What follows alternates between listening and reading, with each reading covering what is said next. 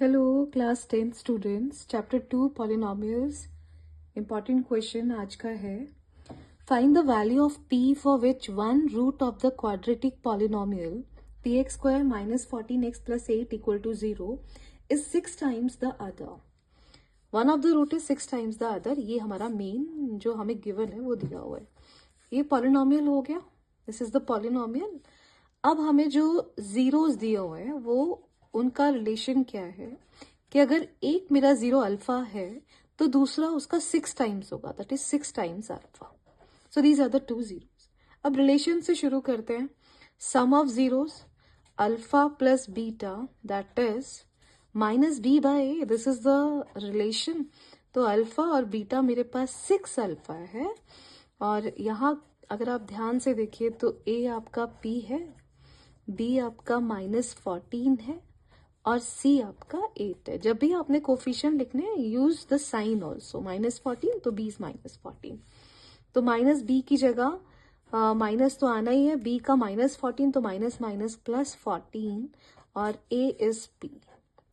तो 6 alpha plus alpha is 7 alpha, 14 upon P. तो 7 जब इधर जाएगा डिवाइड हो जाएगा तो 7 2 ज़ा 14, 14 से डिवाइड हो जाएगा। तो अल्फा आपके पास कितना आ गया, 2/p। ये मेरा अल्फा का वैल्यू आ गया। Clear? I hope this will help in the next relation. Since alpha into beta की बात करें, this is equal to c by A. No what is alpha? Alpha is अब अल्फा तो इज अभी फिलहाल तो मैं अल्फा को अल्फा ही लिख रही हूँ। And what is beta? Beta is 6 times alpha, so 6 times alpha. Now what is c? c is 8 and a is p. तो मेरे पास 6 alpha square is equal to 8/p. Now put the value of alpha. Alpha is 2/p. तो 2/p का हम लोग क्या करने वाले हैं, square is equal to 8/p। तो ये मेरा बन गया 6 into 4/p square equals to 8/p। Cross multiply करते हैं, इसको इधर ले जाते हैं और इसको इधर। तो 6 4 ज़ा 24, 24 into p, this becomes 24p and this is 8p square. यहाँ तक तो क्लियर हो गया। 6 into 4 24, 24 into p and this is cross multiplied here 8 into p square. 24p को इधर ले जाते हैं तो 8p square minus 24p is equals to 0। अब दोनों में 8 कॉमन है और p कॉमन है, तो मेरे पास रह गया p -3।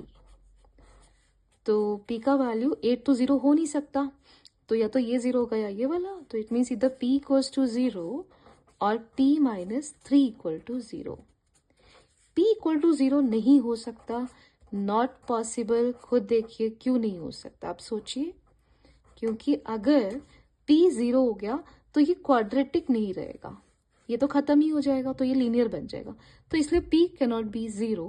तो यहां से मेरे पास p का वैल्यू कितना आ जाएगा, p is equal to 3। So this is the answer.